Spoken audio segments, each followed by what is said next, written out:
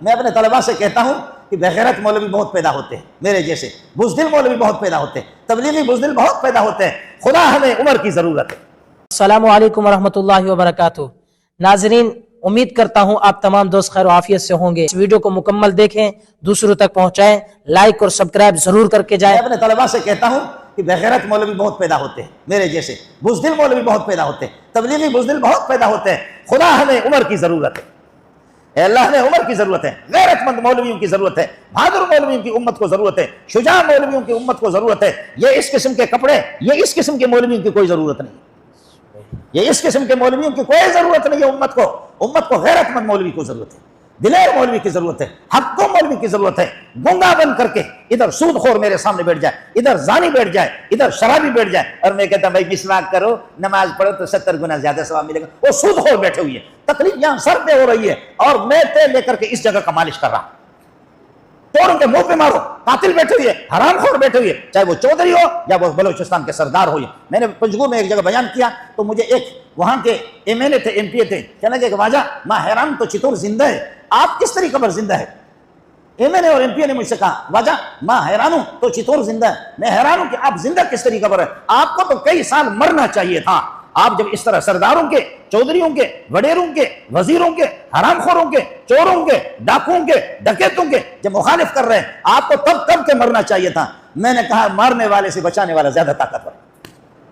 سمجھے؟ جب تک زندہ ہوں تو میں نے کہا انشاءاللہ تمہیں سنا دوں گا۔ ہمارے ہاں ہوتا ہے در دست تسبیح در دلے گاؤ خر، در دست تسبیح در دلے گاؤ خر، این چنی تسبیح کے نارد اثر۔ مولوی صاحب کے ہاتھ میں تسبیح ہے لیکن دل کے اندر گدائی ہے۔ یہ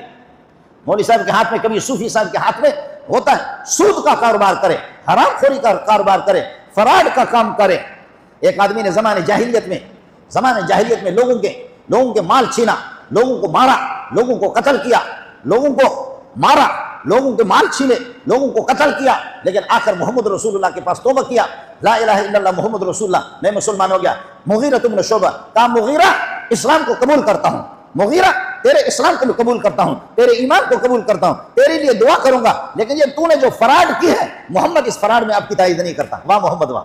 واہ محمد واہ۔ استادوں تو اس قسم کا بخاری کے اندر روایت موجود ہے، مغیرہ آپ نے جو لوگوں کے ساتھ فراڈ کیا ہے اپنے زمانے جاہلیت میں، میرے شاگردی اس وقت تک آپ نے اختیار نہیں کی تھی، اب بن گئے آپ میرے شاگرد، لیکن اس شاگردی سے پہلے جو آپ نے لوگوں کو دھوکہ دیا، لوگوں کا مال چھینا، لوگوں کا مال غصب کیا، لوگوں کے ساتھ فراڈ کیا، میں اسلام کو قبول کرتا ہوں، میں محمد آپ کے اس کلمے کو قبول کرتا ہوں، لیکن یاد رکھ لینا جتنا فراڈ آپ نے کیا ہے محمد آپ کے فراڈوں سے بیزار ہے، توبہ کر لو، لوگوں کے مال واپس کر دو، توبہ کر دو۔ میں محمد کسی فراڈ کی تائید نہیں کرتا، میں محمد کسی فراڈ کی، میرا شاگرد ہو اور لوگوں کے مال چھین لے، میرا شاگرد ہو لوگوں کو ناجائز قتل کرے، میرا شاگرد ہو لوگوں کے ساتھ اللہ آپ کا بھلا کریے کہ کیا ہے جھوٹ سے کام چلائے، تو آپ کی شاگردوں کو قبول اس وقت کرتا ہوں ان چیزوں سے توبہ کرتا ہوں۔ آپ کی شاگردوں کو حضرت نعمان فرماتے ہیں، میں آ گیا، میں نے کہا حضرت میری 2 بیویاں ہیں، ایک بیوی کہہ رہی ہے یہ پراپرٹی اور یہ جائیداد میرے بیٹے کو دے دو۔ بیوی میں ہوتا ہے فرق ہوتا ہے، جنہوں نے 2 3 4 شادیاں کی ان کو پتا ہوتا ہے۔ حضرت نعمان کہتے ہیں کہ میں آ گیا رسول پاک کے پاس، میں نے کہا کہ حضرت میری ایک بیوی، سوہنی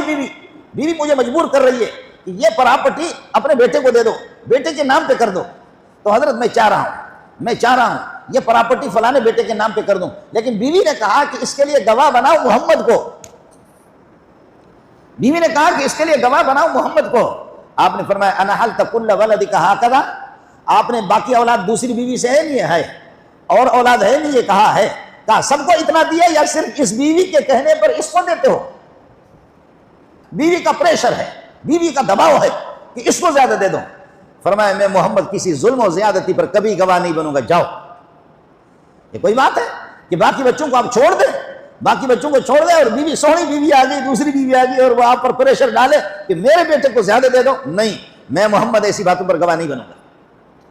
یہ محمد کی تربیت تھی صلی اللہ علیہ وسلم، یہ میرے نبی کی تربیت تھی صلی اللہ علیہ وسلم۔ بلکہ فرمایا بچوں میں کوئی کالا ہے، کوئی گورا ہے، کوئی بڑا ہے، کوئی چھوٹا ہے، اور کوئی اللہ کا فرمان بردار ہے، کوئی نافرمان ہے، کوئی فرمان بردار ہے، کوئی نافرمان ہے، کوئی کالا ہے، کوئی گورا ہے، لیکن فرمایا بچوں سے جب بوسہ لے لو تب بھی برابر لے لو۔ ایک بچے کو بلاؤ، دوسرے کو بلاؤ، راجا اس سے پپی لے لو، تیسرے کو سب سے ایک ایک پپی لے لو، ایک کو سینے سے لگاتے ہو، بار بار اس کی پپیاں لے رہے اور دوسرے دیکھ رہے، تو پھر وہی ہوگا جو حضرت یعقوب علیہ السلام نے جو یوسف سے زیادہ پپیاں لیتے رہے، آخر کر پھر یہ کہ 10 بھائی، 11واں تو ان کا اپنا سگا بھائی تھا بنیامین، لیکن 10 بھائیوں نے اتفاق کر دیا کہ جس سے پپیاں زیادہ لے رہے ان کو ہم ٹھکانہ لگا دیں گے، ٹھکانہ لگا دیا، انہوں نے کنویں کے اندر پھینک دیا۔ جب زیادہ آپ کریں گے نا، فرمایا اپنے اولاد میں سے، باقی کو آپ نے اتنا نہیں دیا ہے اور اس کو زیادہ دینا چاہ رہے ہیں، میں محمد اس بات پر گواہی نہیں بنتا، میں اس پر گواہی نہیں دیتا۔ صحابہ سے کسی سے اگر کوئی غلطی ہو گئی، میرے نبی نے فرمایا کہ میں اس کی تائید نہیں کرتا، میں اس کی تائید نہیں کرتا، آپ اپنے اس ظلم کی، اس زیادتی کے ذمہ دار ہو، میں استاد بن کر کے آیا ہوں اور میں رئیس الانبیاء بن کر کے آیا ہوں، میں آپ کی اس غلطی کی تائید نہیں کروں گا، میں آپ کی اس غلطی کی تصدیق نہیں کرتا ہوں۔ اس لیے فرمایا اللہ اللہ فی اصحابی لا تتخذوهم من بعد غرضا، میرے تھوڑی سی جو پونجی ہے، یہ جو جماعت ہے، ان پر میں نے محمد نے بڑی محنت کی ہے، ان پر بڑی محنت کی ہے، اور ان میں پھر ان صحابہ میں بھی، ان صحابہ میں فرق ہے، 1.25 لاکھ انبیاء میں فرق ہے، اونچ نیچ ہے، صحابہ میں بھی فرق ہے، اتفاق ہے صحابہ کا اتفاق ہے کہ خود محمد کی موجودگی میں سب سے زیادہ ہم ابو بکر کو افضل کہتے تھے، سب سے زیادہ ہم صحابہ خود اپنے موجودگی میں، محمد رسول اللہ کی موجودگی میں آپ کا وصال نہیں ہوا ہے، آپ اس دنیا کے اندر موجود ہے بنفس نفیس، سب سے زیادہ افضل ہم ابو بکر کو کہتے تھے، اور اس کے بعد عمر کو کہتے تھے، اس کے بعد عثمان، اس کے بعد علی، یہ ترتیب خود صحابہ نے، اجماع صحابہ ہے اس پر، اجماع تابعین ہے اس پر، اجماع تبع تابعین ہے، اس پر خود اجماع ہو چکا ہے، اس پر خود اجماع ہو چکا ہے۔ آج 23 ذوالحجہ ہے، اب 24، 25، 26 کو حضرت عمر زخمی ہو گئے، فجر کی نماز پڑھا رہے تھے، ابو لولو فیروز مجوسی نے، جو حضرت مغیرہ بن شعبہ کے غلام تھے، حضرت مغیرہ بن شعبہ کو ان کے فراڈ کا، ان کے بے ایمانیوں کا، ان کی ذلتوں کا، ان کی رسوائیوں کا، ان کی غداریوں کا حضرت مغیرہ کو قطعاً علم نہیں تھا۔ اس بدبخت نے جو ہے نا وہ خنجر چھپا کر کے مسجد کے اندر گھس گیا، اور فجر کی نماز آپ پڑھا رہے تھے حضرت عمر، اور خنجروں سے آپ پر حملہ کیا، اور حملہ کر کے اس پر صحابہ نے پکڑا، ان کو بھی زخمی کر دیا۔ آپ یہ ہے کہ 26 کو آپ زخمی ہو گئے، 26 ذوالحجہ کو زخمی ہو گیا، اور یکم محرم الحرام کو اللہ کو پیارے ہو گئے۔ یکم خلیفہ ثانی ہے، محمد رسول اللہ صلی اللہ علیہ وسلم کے سسر ہے، حضرت صلی اللہ علیہ وسلم کے حضرت کے گھر میں آپ کی بیٹی حضرت حفصہ ہماری ماں ہے، جیسے کہ حضرت ابو بکر وہ بھی رسول پاک صلی اللہ علیہ وسلم کے سسر ہے، حضرت عائشہ رضی اللہ تعالیٰ عنہ جو ہماری ماں ہے، پوری کائنات کی ماں ہے، حضرت ابو بکر کی بیٹی محمد رسول اللہ صلی اللہ علیہ وسلم کے گھر میں، اور حضرت عمر رضی اللہ تعالیٰ عنہ کی بیٹی حضرت حفصہ رضی اللہ تعالیٰ عنہ، حضرت حفصہ کو عمر میں آپ نے فرمایا صلی اللہ علیہ وسلم، بخاری کی روایت موجود ہے، فرمایا کہ میں نے محمد نے دیکھا لوگوں کی کمیسیں ہیں، خواب میں دیکھا، نبی کا خواب وہی ہوتا ہے، نبی کا خواب قطعی ہوتا ہے، فرمایا میں نے خواب میں دیکھا، میں نے محمد نے دیکھا کہ لوگوں کی کمیسیں ہیں، لیکن عمر کی کمیز سب سے زیادہ لمبی ہے، میں نے دیکھا وعلیہم قمص یجرونها، لوگوں کی کمیسیں ہیں ان کو کھینچ رہے ہیں، لیکن عمر کی کمیز سب سے زیادہ لمبی کمیز ہے۔ قالوا فما اولتہ یا رسول اللہ، تو پوچھا کہ حضرت اس کی تعبیر کیا ہے، اس کی تعبیر کیا ہے؟ فرمایا تعبیر یہ ہے کہ عمر علم میں سب سے بڑے ہیں،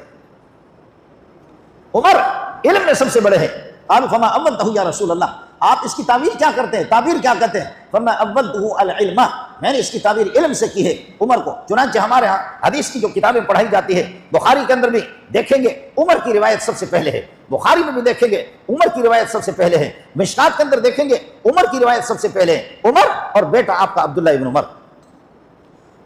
عمر اور بیٹا آپ کا عبداللہ ابن عمر نے 60 حج کیے، بیٹے نے 60 حج کیے اور 1000 سے زائد عمرے کیے، سب کو سبحان اللہ، 1000 سے زائد عمرے کیے،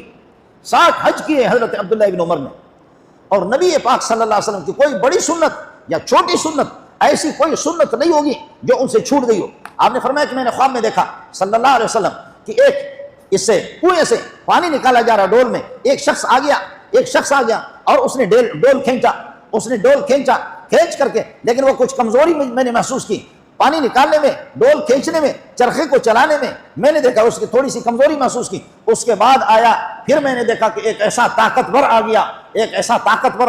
اور اس طاقتور نے تو پھر ایسے کیا کہ پانی نکال کر کے لوگوں کو اور ان کے جانوروں کو سیراب کیا۔ فرمایا کہ یا رسول اللہ وہ کون تھا کہ جس کو دیکھا جو اتنا طاقتور تھا کہ جس نے لوگوں کو بھی سیراب کیا اور ان کے جانوروں کو بھی؟ فرمایا وہ عمر تھا، میں نے عمر کو خواب میں دیکھا۔